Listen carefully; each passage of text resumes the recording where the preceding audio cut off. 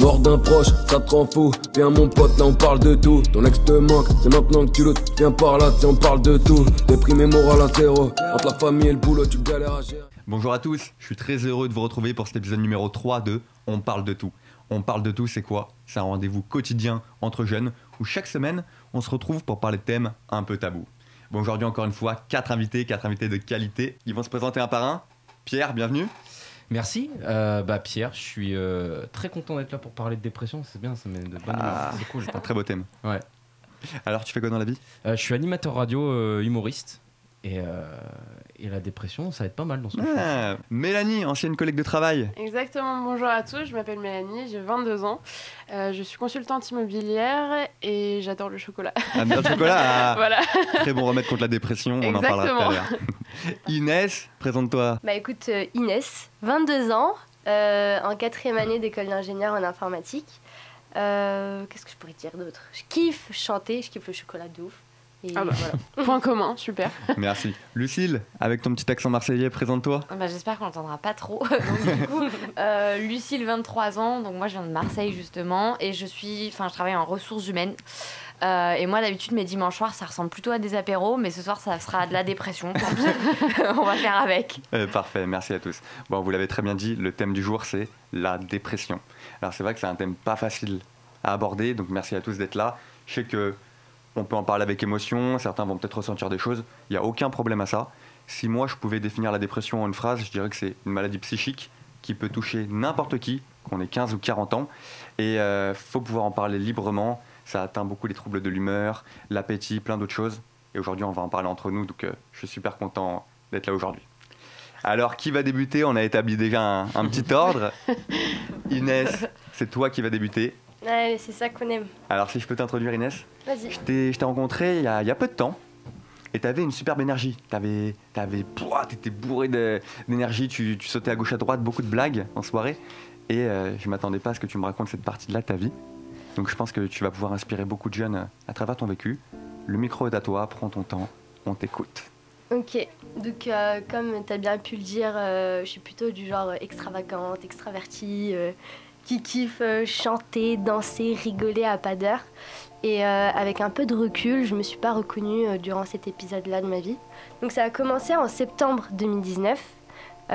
Donc c'est ma première année cycle d'ingénieur. C'est une année assez chargée de travail, avec pas mal de stress, pas mal de projets dans tous les sens. Et je me suis mise un peu en retard par rapport à mes camarades, ce qui m'a valu d'être un peu en manque de motivation. Donc en gros, je me suis isolée. Je me suis dit, vas-y, mes camarades sont là, ils sont en avance et tout, c'est très bien, je suis contente pour eux. Mais moi, là, je me suis remise en question sur pas mal de choses, donc je me suis isolée. Je me suis dit, allez, vas-y, je vais rentrer chez moi, j'ai travaillé à mon rythme, tranquille. Non, du tout. J'étais là, je cogitais, je regardais le plafond, je me dis, ah là là, qu'est-ce que je vais faire de ma vie? En vrai, je dis ça en rigolant, mais c'était pas du tout fun. Bref, j'ai foiré mon semestre parce que, voilà, c'était un cercle vicieux, voilà, je me suis isolée et je faisais de la merde et voilà. Deuxième semestre, donc c'était un nouveau semestre, aussi chargé de travail, mais avec des projets en groupe. Qui dit projet en groupe dit je peux pas laisser mes potos tomber, je suis là, je suis obligée de bosser à fond et non, genre je suis là, je mets les bouchées doubles et tranquille. Du coup, tranquille, on était là, on se motivait, on se retrouvait tous les week-ends, faire des nuits blanches ensemble, tac, on foirait nos projets ensemble. Mais... non, en vrai, ça m'a valu un petit 16, donc je suis assez fière. Et 16 mars, c'est quoi? Covid. Exact. Confinement, exact. 16 mars, encore une fois, isolation, sauf que j'avais pas le choix, là, cette fois-ci. On continuait à se voir avec mes camarades en visio et voilà. Mais en vrai, j'étais en résidence étudiante, un peu comme où vous étiez. Et le truc, c'est qu'on se voyait souvent avec une très bonne amie à moi. Elle venait chez moi, j'allais chez elle. Bon, c'est pas ultra responsable, mais vas-y, tranquille. Montée morale, mentale. Santé mentale, pardon. Bref, après ça, 16 avril, donc un mois après, événement un peu moins marrant. J'ai vécu le décès de mon oncle maternel. Il faut savoir que du côté de ma mère, on est assez proches les uns des autres. Je ne m'y attendais pas. Mes parents ne me l'ont pas dit. Ils m'ont pas dit qu'il était dans le coma une semaine auparavant. Ils ne m'ont pas dit qu'il était pas bien. Je tiens à préciser, genre c'est important à dire. Peu importe la personne qui est en face de toi, peu importe si c'est ta fille, que tu veux la protéger, etc. Peu importe l'âge que la personne a, tu caches pas les choses. La personne en face, elle a le droit de savoir. C'est pas du tout bien de cacher les choses, de pas dire les choses. Non, au contraire. Tu dis les choses, elle va en sortir que plus forte. Ce qui ne tue pas rend plus fort. Et vous et toi, la seule chose à faire, c'est d'être là pour la personne et basta. Bref, ça m'a foutu une gifle. Ça m'a mis à terre, KO, PLS. Et pareil, là, je cogitais, j'ai remis plein de choses en question. Je me suis un peu éloignée de ma foi, de ma spiritualité qui m'a longtemps, qui m'a toujours accompagnée. Du coup, je me suis un peu perdue. J'avais 3 projets en plus à faire en parallèle. Bref, un peu la merde, le noir, mais tranquille. Après ça, j'ai eu mes potes en fait qui étaient là pour moi. Ils essayaient de venir me voir, etc. Tranquille. Et après ça, j'ai eu mes rattrapages. Je me suis dit tranquille, les rattrapages, allez, tranquille, finger in the noise, tout ça. Que dalle. Je les ai foirés. Et là encore une fois, j'ai eu 3 mois de flou. Parce qu'en gros, j'avais le droit de faire appel, mais finalement, en fait, on avait 0 nouvelles de l'école à cause du Covid. On ne savait pas ce qu'il en était du jury, etc. Du coup, je ne savais pas si je devais chercher un stage, je ne savais pas si je devais aller tranquille en vacances, je ne savais pas si juste je validais mon année, que dalle. Donc là, pareil, isolation, sauf que là, c'était fois pire. Je m'entendais plus aussi bien avec mes potes, je pense, et du coup, ça avait une incidence sur mon mental, sur ma santé mentale. Je dormais, je me forçais à dormir pour ne pas cogiter. En contrepartie, je passais mes nuits à cogiter. Je mangeais pas. Et voilà.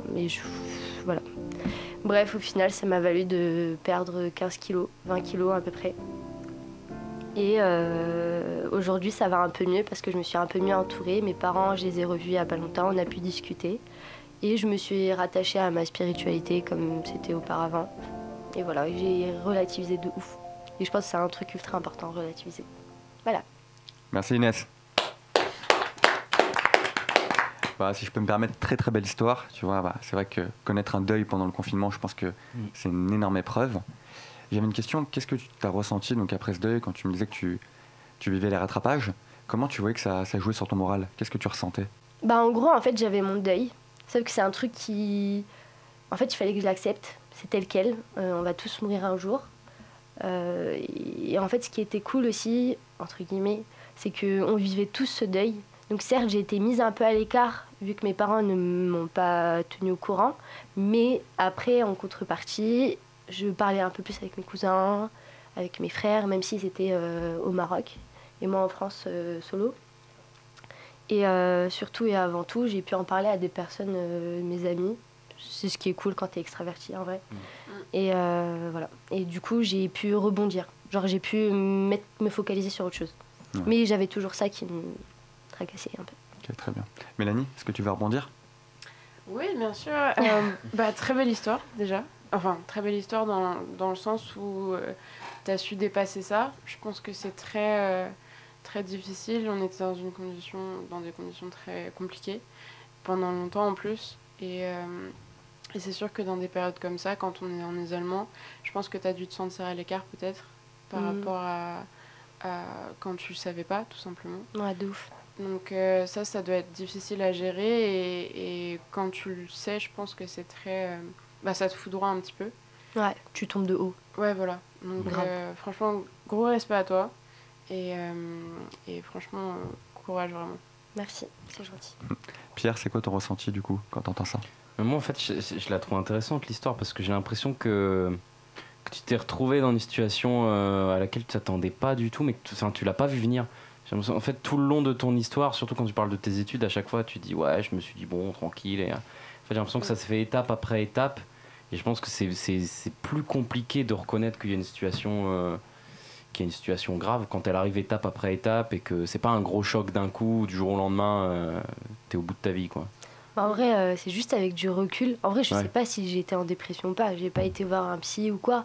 Mais c'est juste avec du recul, je me regardais J'étais toute ma vie en PLS dans mon lit. Ouais. Genre, Ouais. Pour même faire mes bien courses, ce- j'allais pas les faire. Ouais, T'as vu les dernières semaines, tu t'es dit, wesh, y a un Ouais, problème quoi. grave. Cécile, qu'est-ce que t'en penses? Moi, je trouve ça impressionnant le fait que ce soit quand même relativement récent. Mais que t'en parles comme si t'avais eu le temps maintenant de t'être un peu détaché et que c'était. Enfin, on dirait dans ta façon de parler que c'était il y a plus longtemps que ça. C'est vrai. Bah, c'est parce que j'ai été obligée de l'accepter. Sinon, en fait, j'avançais pas. Sinon, en fait, je sais pas, c'est comme si je me laisserais mourir à petit feu. C'est pas du tout moi. Je suis une meuf motivée, tout ça. C'est pas mon genre de rester cloîtrée dans un endroit, tu vois.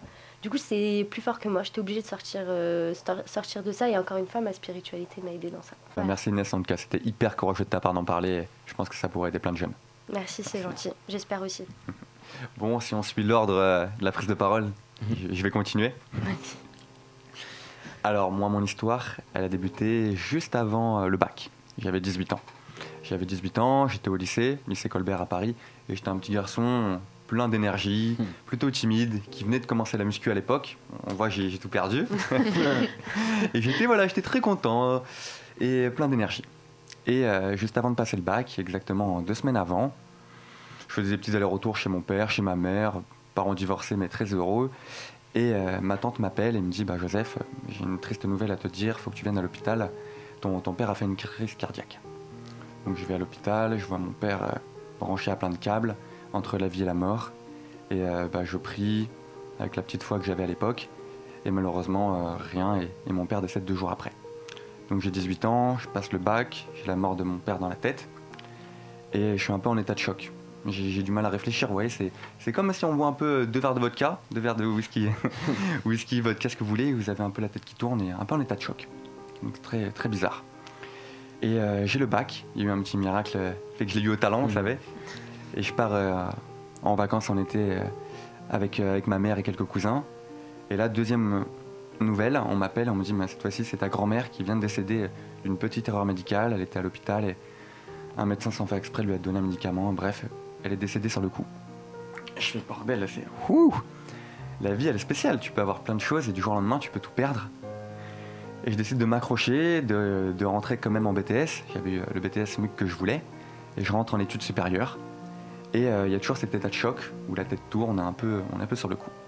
Et heureusement ma mère était d'un énorme soutien à l'époque, je venais d'avoir 19 ans, ma mère me soutenait, elle mettait toute son énergie, elle était éducatrice spécialisée avec les enfants. Et j'avais l'impression que la mort de mon père ou de ma grand-mère, ça l'affectait pas, elle cachait bien le truc.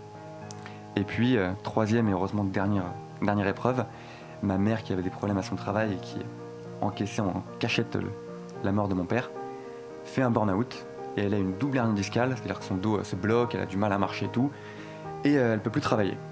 Elle doit vite se faire opérer à l'hôpital, du coup elle se fait opérer à l'hôpital, et elle doit rester 2-3 semaines de repos allongée là-bas et tout. Et là, moi, pendant qu'elle est opérée et qu'elle est en repos, je suis tout seul à l'appartement. Je me regarde dans le miroir et je me dis, oh, bordel bordel, qu'est-ce qui m'arrive? Est-ce que c'est un film d'horreur? Est-ce que c'est la réalité?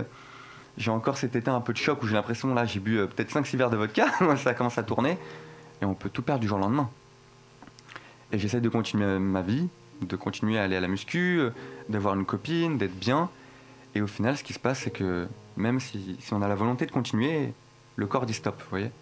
Et j'allais à la muscu, je soulevais de la fonte, je faisais des pecs et tout, et mon corps petit à petit a perdu toute son énergie.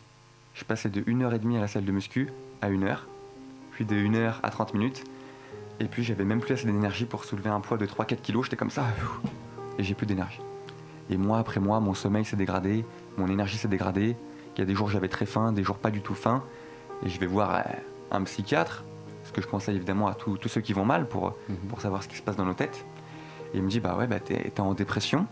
Et il me dit plus exactement, tu es en train de vivre un épisode dépressif qui est normal dans le deuil. C'est un épisode normal du deuil où tu vas rentrer dans une dépression petite ou grande et tu vas devoir vivre avec.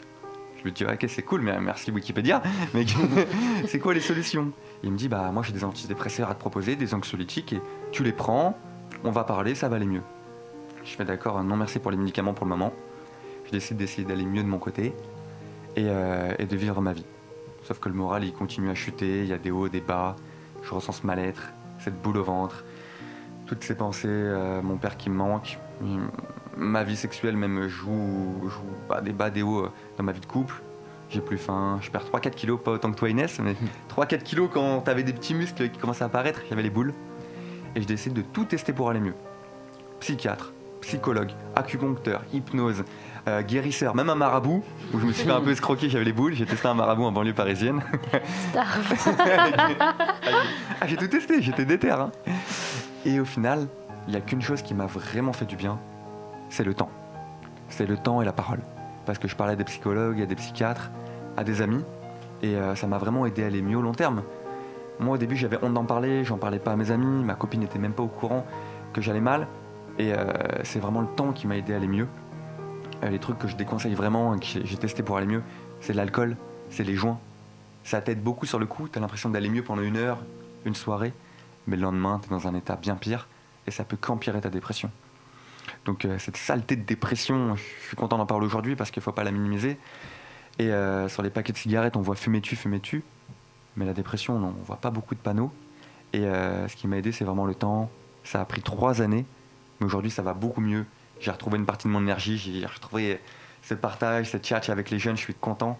Bon, t'as pas retrouvé tes pecs par contre. Ah non. Elle était facile, elle était très facile. On peut prendre un montage, s'il vous plaît, on coupe. Je vais pas les retrouver parce que ça me rappellerait de mauvais souvenirs. D'accord, ça doit être ça, ça doit être ça. Oh my god.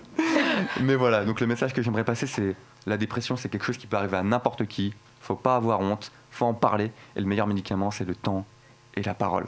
Merci à tous. Eh bien, Lucille, n'hésite pas à réagir parce que tu veux me clasher sur mes pecs. Non, n'hésitez pas à réagir si vous avez des ressentis ou autre.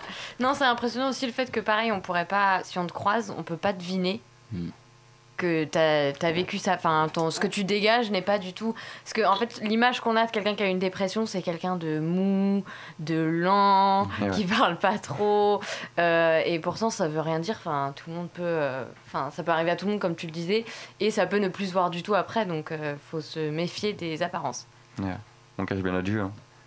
Merci Lucille. Ouais. Mais c'est important de combattre ce cliché là aussi. En fait, les gens on a l'impression que les gens en parlent pas.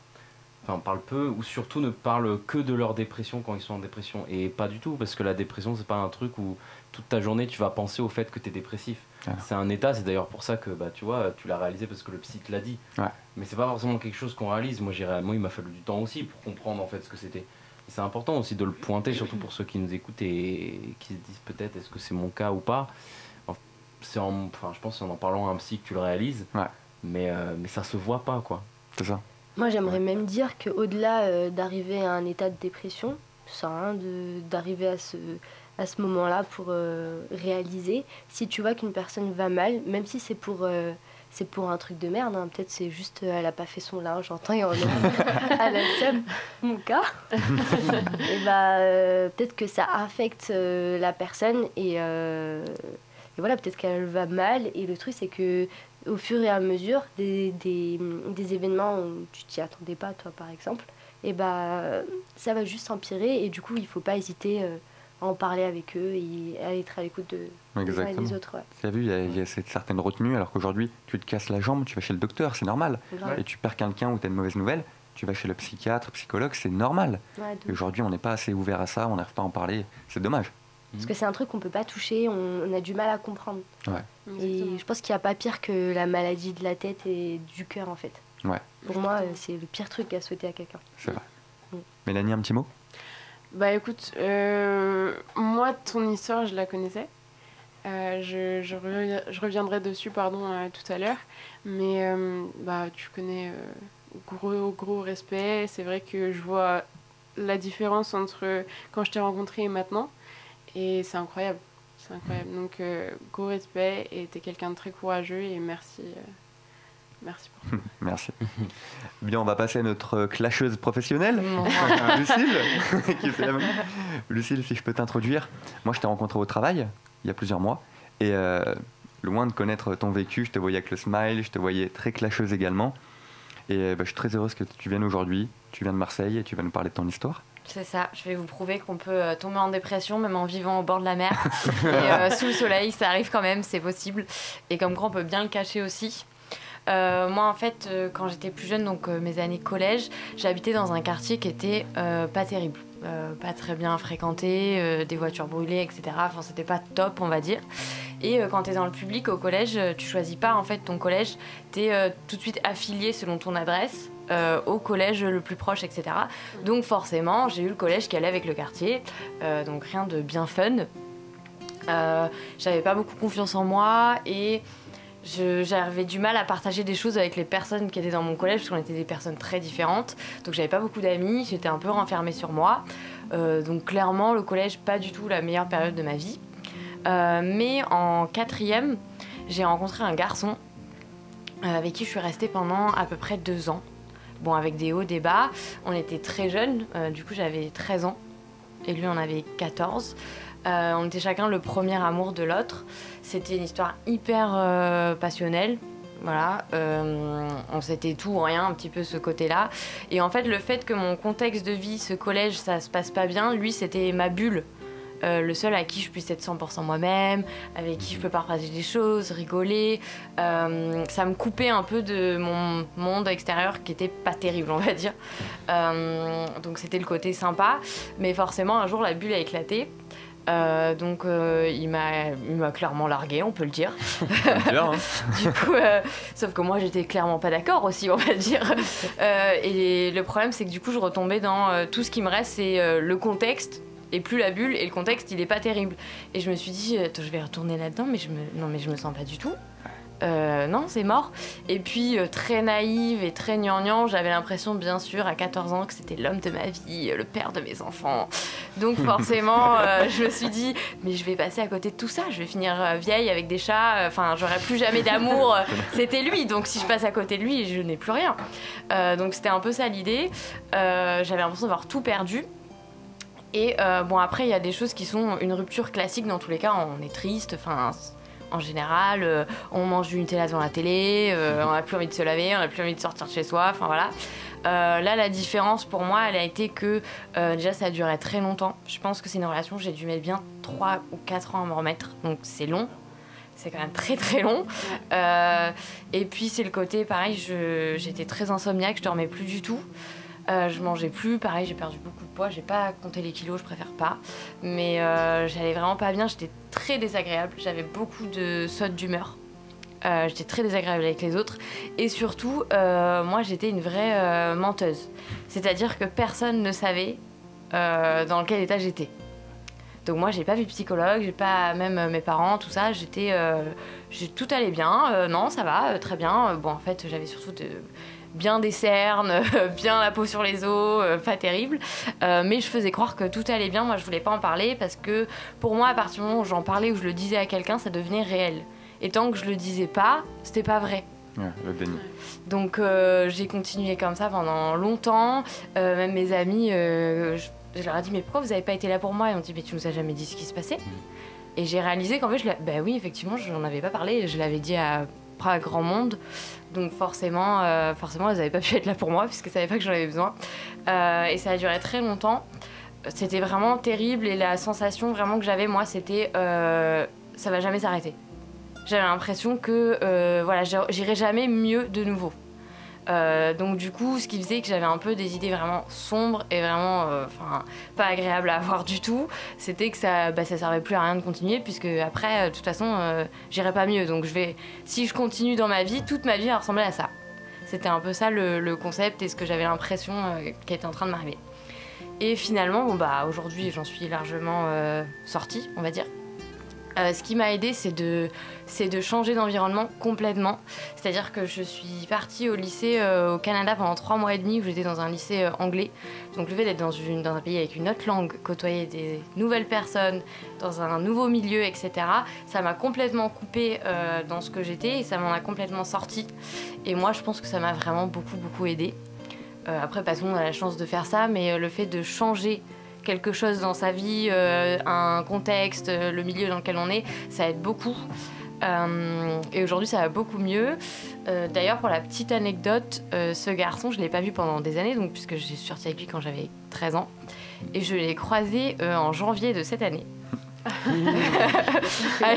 à une soirée, je me suis dit tiens, je le connais celui-là. Et ça m'a fait énormément de bien de savoir que je l'ai revu et je n'ai rien ressenti. Ouais. J'ai ni été nostalgique, je ne me suis ni dit non mais c'était vraiment lui le bon, faut que j'y retourne. Non, c'est bon, j'étais passée à autre chose. Et juste j'étais contente de le revoir et je lui souhaitais beaucoup de belles choses, etc. Mais j'avais pas du tout de sentiment de c'était lui qui a fait que parce que lui au final il a rien fait, le pauvre. C'est surtout moi qui ai juste pété un peu un plomb. Mais lui il a rien fait, c'est pas sa faute. Mais ça m'a fait du bien de me rendre compte que voilà, bah, c'était un peu une preuve en plus de tu vois que t'es vraiment passé à autre chose et qu'on se remet de tout. Ça, appuyer sur ça. Donc du coup voilà. Et ça m'a appris plein de choses de le revoir, de continuer à vivre et que maintenant, s'il m'arrive quelque chose un jour dans ma vie, je sais que dans ma tête, je me dis avec ce que t'as vécu, on se remet de tout. T'en as vraiment la preuve. Donc je relativise beaucoup plus facilement, je pense, qu'avant. Merci beaucoup, Lucille. Alors si je peux rebondir, Amand, t'as dit quelque chose de très intéressant. T'as dit que donc, tu ressentais cette douleur et que tu avais l'impression qu'elle allait jamais se terminer et que tu ne te voyais pas continuer avec cette douleur. Et c'est vrai que je l'ai ressenti, je pense que les gens vont en parler, mais quand on ressent cette douleur, on a l'impression qu'elle ne se terminera jamais. Parce qu'encore une fois, tu te casses la jambe, tu sais que d'après la science, dans 30 jours, 2 mois, tu iras beaucoup mieux. Mais la douleur interne, il n'y a pas de stats. On ne sait pas quand est-ce que ça peut se terminer. Et donc c'est important que tu me dises, qu'est-ce qui t'a aidé au final vraiment à aller mieux, toi, à apaiser ça ? C'est vrai que c'est quelque chose où on sait quand ça commence, mais on sait pas quand ça finit. Donc c'est toujours un peu... et moi, pour le coup, ça a quand même été bien long. Moi, j'ai trouvé ça trop long, en tout cas. Mais qu'est-ce qui m'a aidé qu'est-ce qui m'a fait me rendre compte que j'irais mieux ? Je pense que ça peut paraître bête à dire, mais rencontrer quelqu'un d'autre, déjà, et se dire, je plaisais pas qu'à lui, et je m'entends bien avec d'autres personnes, et je peux me faire ma vie à moi. Après, je pense que pour s'aider, ce qui est important, c'est que moi, le problème, c'est que ce garçon représentait toute ma vie. Dans tous les cas, une relation, ton copain n'est pas supposé représenter toute ta vie. T'es supposé avoir ta vie ailleurs et ton copain est un bonus ou un joker. Moi, c'était pas du tout mon cas. Ça, il représentait tout mon bonheur était dans lui. Donc, j'imagine même pas la pression que je mettais sur lui parce que tout était sur lui, le reste, c'était que de la merde. Donc, ça m'a aidé après de me rendre compte que voilà, c'était pas comme ça qu'il fallait, même les relations humaines ne marchaient pas comme ça. Et après, dans un sens, c'est juste grandir. Et comme tu disais, le temps. Le temps, bien sûr. Et tu as très bien parlé parce que justement, le temps est bénéfique. Et également, pour différencier déprime et dépression, c'est vrai qu'il y a beaucoup de ruptures amoureuses qui font mal.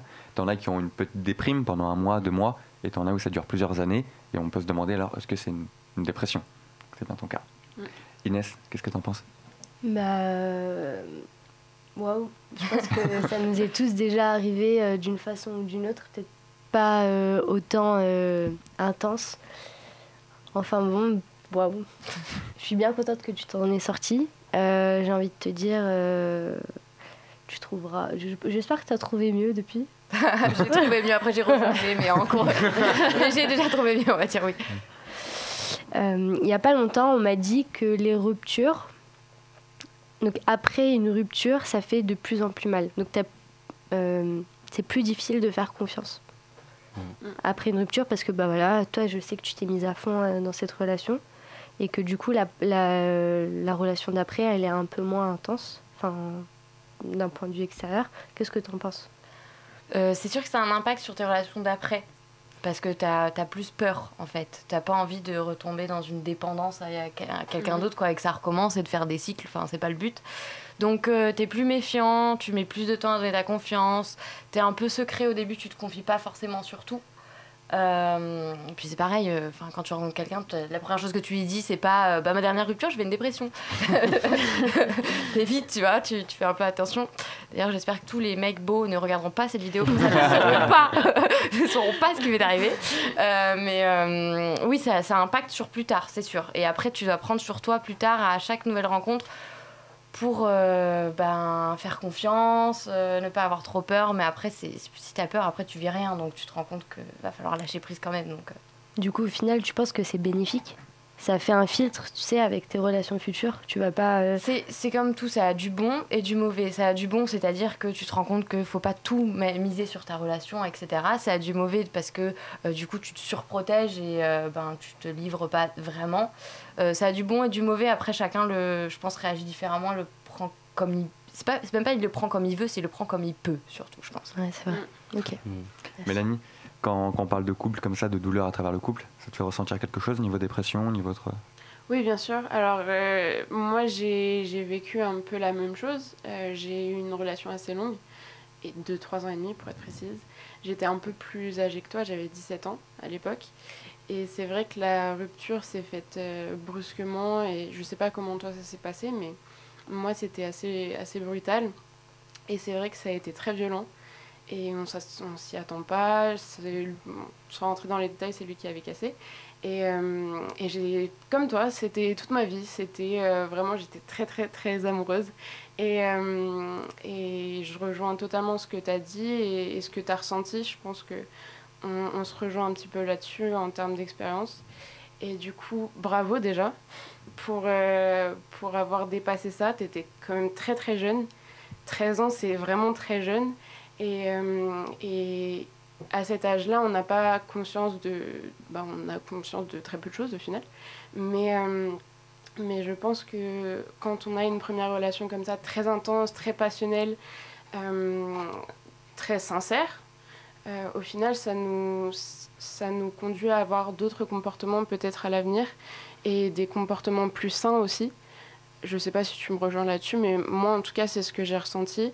Et aujourd'hui, je vois une différence entre quand j'étais du coup dans cette relation-là et maintenant. C'est vrai que ça change quelqu'un, je trouve. Donc, bravo. Merci. Merci. Et Pierre? Je trouve ça super intéressant, tout ce que tu as dit sur la relation. Parce que moi, j'ai connu ça beaucoup plus récemment, il y a un an, il y a un peu moins d'un an. Et c'est pas ça qui m'a plongé dans la dépression ou quoi, mais j'ai vu à quel point en fait ça permet aussi de se poser des vraies questions. En fait, les constats que tu as fait sur après, comment tu vois une relation après, finalement c'est un peu ça, ça te fait grandir parce que tu comprends plein de choses sur par exemple, j'ai beaucoup aimé ton image de avant c'était ton tout et maintenant quand on est dans une relation tu te rends compte que c'est quelque chose qui est à côté. Et ça je pense que c'est super important. Et par contre t'as dit si tous les mecs beaux regardent cette vidéo, t'as pas envie qu'ils le sachent. Et tu vois, alors moi la différence c'est que je me suis remis très très vite de cette rupture, même si j'ai beaucoup souffert au début parce qu'on m'avait quitté. J'ai re-rencontré quelqu'un après, avec qui je suis aujourd'hui. Et moi c'est quelque chose que je lui ai dit au début en fait. Et le jour où on s'est mis ensemble, où on a compris qu'on allait partir ensemble, je lui ai dit ça te fait pas peur, moi que je sois comme ça, etc. Et en fait on a acté le truc dès le début. Et elle le sait, et je sais qu'elle sait. Et à partir de là, ça change pas grand chose en fait. Au contraire, c'est même un outil supplémentaire parce que tu communiques avec la personne, tu vois. Enfin, c'est toujours dans l'idée de dans ton couple, faut communiquer. Finalement, ça apporte un peu plus à la communication qu'on a entre nous, quoi. Bien sûr. Et pourquoi en couple on aimerait cacher qu'on a vécu une dépression? Non, mais alors je comprends un mort que tu puisses cacher ça. Pour le coup, moi, limite, je l'ai dit parce que ça me faisait peur, tu vois. Je me suis dit, faut qu'elle le sache quand même. Faut qu'elle sache comment je suis, quel est mon ADN, quoi. Parce que ça peut poser problème et que j'avais pas justement envie de repartir dans une relation si c'est pour qu'elle s'arrête 3 mois après que je souffre, flemme. Pierre, t'as commencé à parler de ta relation, je vais te donner la parole. Et toi je t'ai connu dernièrement. Et pas du tout longtemps. Pas du tout longtemps. Et avant de t'introduire, avant que tu commences à parler, j'aimerais dire que voilà, il y a déprime, il y a dépression et il y a état dépressif. L'état dépressif, c'est différent, ça peut être à cause d'un deuil ou ça peut être à cause d'un événement et ça peut être une dépression à temps partiel entre guillemets, qui arrive, qui repart. Et tu vas un peu nous parler de ça. Donc le micro est à toi, on t'écoute. Oui, en fait c'est important la distinction que tu fais, je trouve, entre déprime, état dépressif et dépression. Moi j'ai pas du tout la même approche en fait que vos histoires. Moi ça fait très longtemps que je suis là-dedans, je dirais plus un état dépressif. Je me définis, j'ai pas de tabou à dire que je suis quelqu'un de dépressif, mais c'est pas grave. C'est-à-dire que j'ai eu des périodes qui ont été compliquées, mais là aujourd'hui ça va dans ma vie, je suis relativement heureux.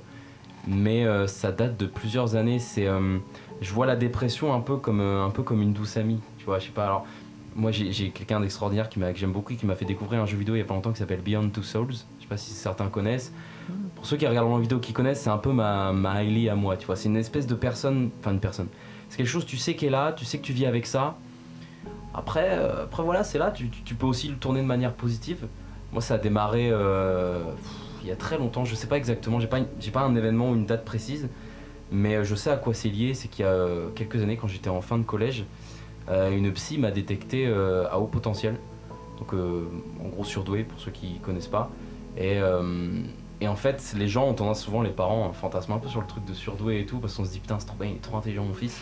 Et en fait, pas du tout. Enfin, il y a de ça, mais il y a plein d'autres choses et c'est pas une caractéristique. Enfin, si c'est une caractéristique de toi, c'est qu'il y a du positif, il y a du négatif, dans l'extrême, dans les deux. Ça peut être un atout dans la vie, comme ça peut être un énorme fardeau. Et j'ai pu découvrir dans les années qu'on suivi à quel point ça peut être un énorme fardeau d'être surdoué. Et d'ailleurs, je le dis, si vous avez des doutes pour vos enfants, mais faites-les détecter, faites des tests, parce que moi, ça m'a changé la vie de savoir ce que j'avais, comprendre, etc. Et en fait, je me suis construit en tant que surdoué pendant plusieurs années. Et en fait, ça a créé certaines choses chez moi dans mon caractère, dans qui je suis, dans mon fonctionnement et tout. Et aujourd'hui, je travaille dans l'artistique, je suis artiste. Et en fait, ces deux choses combinées là, le fait que je suis quelqu'un d'artistique, plus le fait que j'étais surdoué, fait que ça m'a mis les conditions pour être quelqu'un de très mélancolique un peu.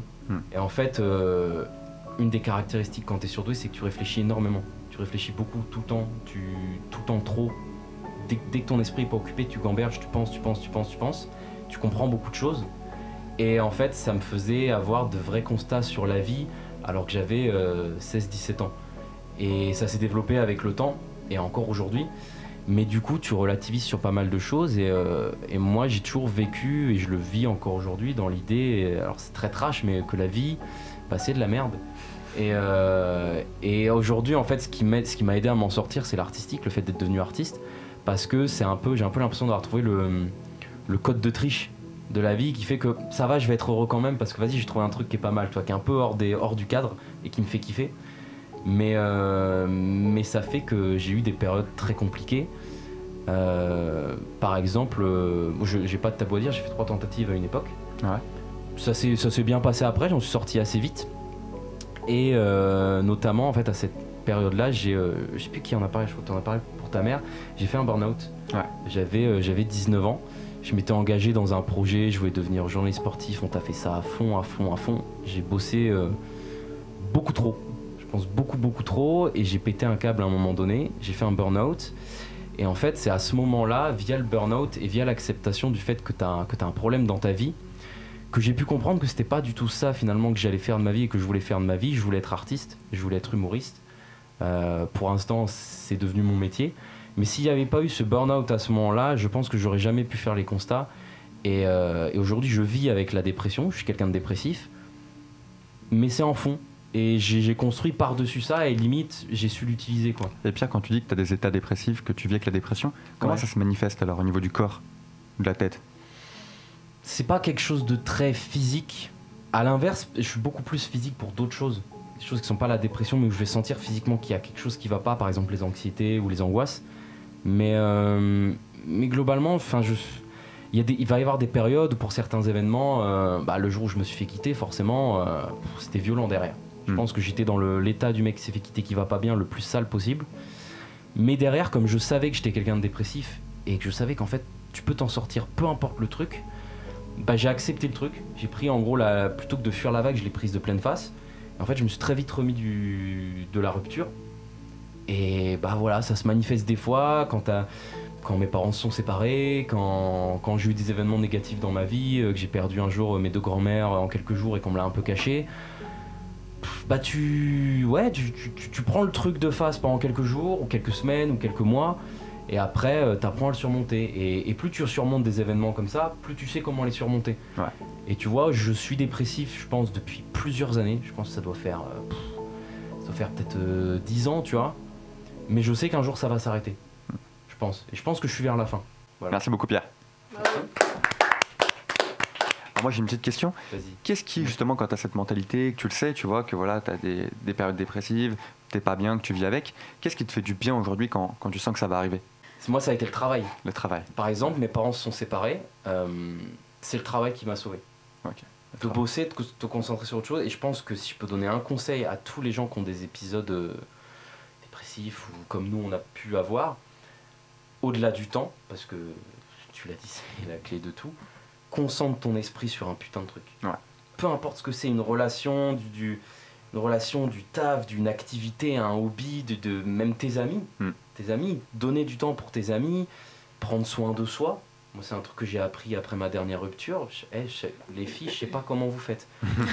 Petite, vous savez prendre soin de vous apparemment. Moi, je savais pas comment on faisait. Et bah, c'est trop bien. Et ça aide beaucoup. Mélanie, alors Mélanie, si je peux t'introduire, on s'est connus au travail il y a près de 3 ans maintenant. On a travaillé ensemble à la Défense. Ouais. Et donc aujourd'hui, tu vas pas nous raconter un épisode dépressif que tu as connu, mais tu vas nous témoigner de comment tu as vu quelqu'un qui a vécu une dépression et l'image que toi, que les jeunes reflètent, les jeunes qui vont mal, quelle image ça reflète pour toi et quels conseils tu leur donnerais. Okay. Donc le micro est à toi, parle bien près. Ouais. Alors oui, effectivement, moi je voulais apporter un autre point de vue, le point de vue d'une amie que j'ai été pour une certaine personne. Effectivement, donc j'ai connu cette personne il y a 3 ans et cette personne c'est toi, Joseph. Donc tu en as parlé tout à l'heure, effectivement.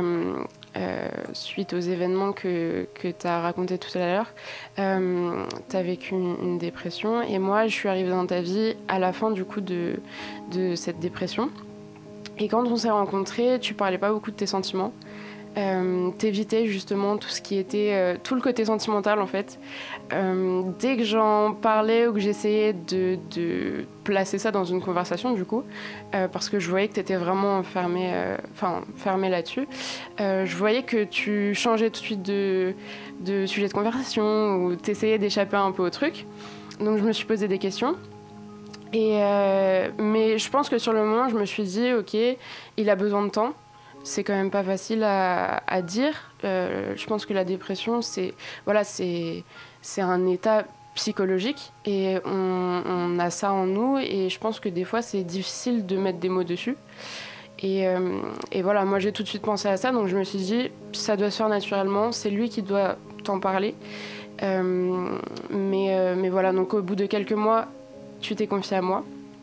Et donc tu m'as confié que tu avais eu un suivi psychologique, comme tu as dit tout à l'heure, qu'on t'avait aidé, que tu avais été entourée, etc.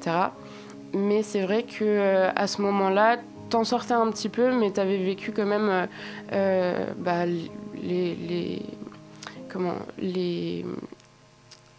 ce qui t'a traumatisé en fait. Et au final, je pense que le fait que tu te sois confié à moi, ça t'a libéré de quelque chose, même si tu t'étais confié à des psychologues, à des professionnels, etc. Quand tu as confiance en quelqu'un, ça change tout, je pense. Et au bout de quelques mois d'amitié, justement, cette confiance-là, elle a donné... elle a débouché sur cette conversation et sur le fait que tu m'aies parlé de tout ça. J'ai vu un avant-après. Je sais pas comment dire ça, mais... Est-ce que ça a changé l'image que tu avais de moi alors ? Pas du tout. Pas du tout. Aujourd'hui, je veux vraiment passer un message. C'est que faut pas avoir honte. On sait ce qu'on dit depuis tout à l'heure. Mais il faut vraiment pas avoir honte. Il faut oser en parler. Et surtout, voilà, on a la chance d'être quand même assez entouré avec les réseaux sociaux, etc. On a la possibilité de parler aux gens quand on en a envie, tout simplement. Et je pense que c'est très important de le faire. Je pense que c'est mieux quand c'est en face. Mais effectivement, quand ça s'est passé, j'ai senti que toi, t'allais mieux. Que t'avais lâché le truc. Moi, je vais pas te mentir, quand je t'en ai parlé, je pensais que t'allais me voir comme un faible, comme un fragile, comme un mec qui a une maladie, tu vois, que t'allais me juger. Hein. Pas du tout, justement, au contraire. Et je pense que c'est pour ça qu'il faut bien choisir ses amis aussi. Quand on grandit, on apprend à faire ça. Mais effectivement, je trouve que c'est plus courageux, justement, d'assumer ses peurs et de mettre des mots dessus et d'en parler que de l'enfouir en soi, de se dire non, je vais l'oublier, ça va passer. Alors que non, je rappelle, mais la dépression, c'est vraiment une maladie. Et plus tu l'enfouis, plus ça te détruit. Ça te ronge de l'intérieur. Et c'est vraiment quelque chose dont il faut déjà se préoccuper. En tant qu'ami, ça passe par des petits signes. La personne répond plus trop, elle veut plus trop venir aux événements, etc. Enfin, aux soirées, quoi. Donc, il y a des petits signes comme ça qui ne trompent pas. Et je pense qu'en tant qu'ami, il faut faire attention à ça. D'accord. Et qu'est-ce que tu aimerais dire alors aux jeunes qui vivent une dépression ? Je pense que, je rebondis sur ce que tu as dit tout à l'heure, tout passe par soi. Et c'est vrai que voilà, être bien entouré, parler à ses amis, etc., c'est primordial. Parler à sa famille aussi, c'est primordial. Voilà, je sais que ça peut entraîner une certaine colère, comme tu en as parlé tout à l'heure. Mais c'est vrai que voilà, avec le temps, ça peut se calmer. Et à ce moment-là, je pense que ça peut aussi instaurer un climat où tu es plus apte à en parler et ça fait du bien. Vraiment, ça marche. Vraiment, j'ai vu un avant-après Joseph, et encore une fois, je le vois maintenant, même des années après, ça n'a rien à voir. Donc, je suis vraiment contente que tu m'en aies parlé à ce moment-là. Et j'encourage tous les jeunes à faire la même chose, à en parler, à ne pas le garder pour soi. C'est limite, c'est dangereux, en fait, quand tu le gardes pour toi. Et c'est pas quelque chose à prendre à la légère. Voilà. Merci beaucoup, Mélanie. Merci. Merci à tous. Inès, est-ce que tu es d'accord avec les propos de Mel? Ouais. Mais après, le truc, c'est qu'il faut savoir avoir de la tact. Peut-être que t'as eu beaucoup de tact, ça s'est fait naturellement.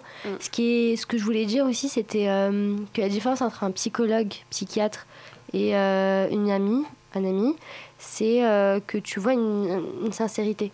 Oui, exactement. Tu te dis que la personne, en fait, c'est pas machinalement, c'est pas son théorique, travail, c'est pas c'est son moins cher. travail. Quand il faut payer des coûts après. Voilà, c'est ça.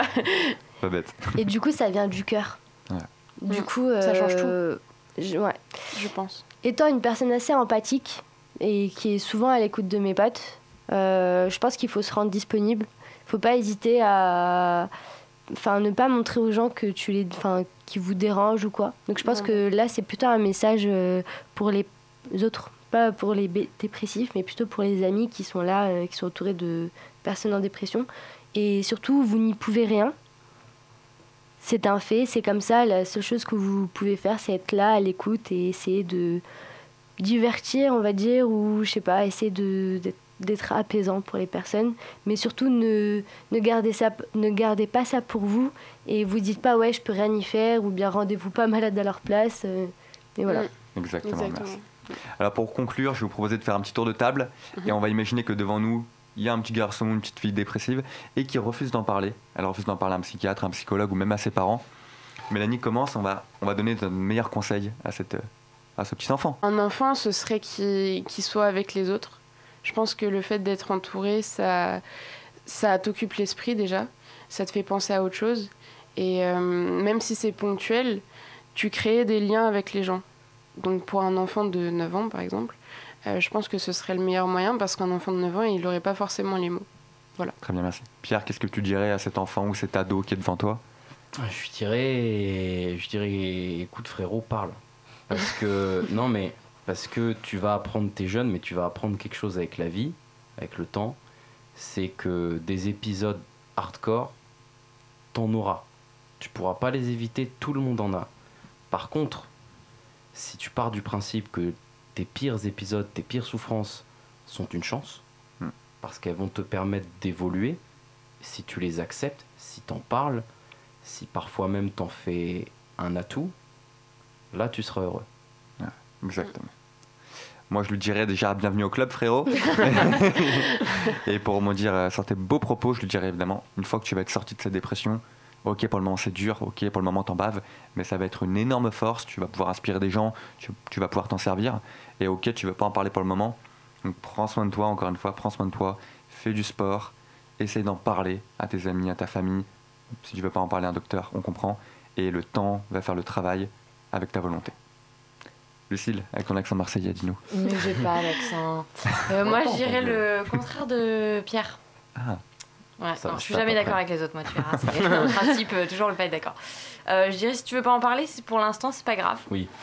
Mais à un moment donné, il va falloir se foutre un petit coup de pied au cul à toi-même, quoi. Parce que va falloir que si tu veux t'en sortir, ça va venir de toi.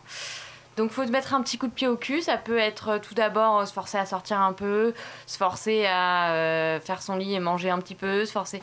Mais le coup de pied au cul, va falloir te le donner parce que personne pourra te le donner. Enfin, personne pourra le faire à ta place, quoi. Exact. Je peux rebondir à ce qu'elle a dit? Dis-nous. Rapidement, c'est qu'en fait, non, elle a raison. C'est pas forcément parle. T'en redis ce que t'as dit là? Tu as raison. C'est qu'en fait, le plus important, c'est pas de parler, c'est que parler te permet d'accepter la chose. Donc je nuancerai en disant accepte. pas grave. Non, mais pas grave. rattrape-toi, c'est pas grave. Ouais. Inès, t'as l'honneur de terminer. Dis-nous tout. Bah écoute, je vais te dire, mon ami, ça arrive, c'est un fait, ça fait partie de ton histoire. Il faut que tu l'acceptes, comme vous avez tous pu le dire. En effet, il faut en parler, mais au pire des cas, si tu n'as pas assez confiance aux gens autour, tout à l'heure j'ai parlé de spiritualité, tu peux te référer à autre chose. Ouais. C'est vrai. Mine de rien, ça peut t'aider. C'est sûr que c'est pas facile de faire confiance, se dire ouais peut-être qu'il va me juger, il va me prendre pour un faible. Tu m'as dit que c'était un petit enfant. On est là, on est en pleine construction de personnalité. Ouais. Du coup, j'ai envie de dire prends ton temps, mais par contre ne te laisse pas aller. Dis-toi que tu es la personne la plus importante à tes propres yeux et il faut que tu ailles bien.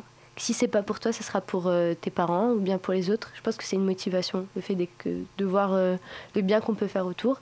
Et joue au foot.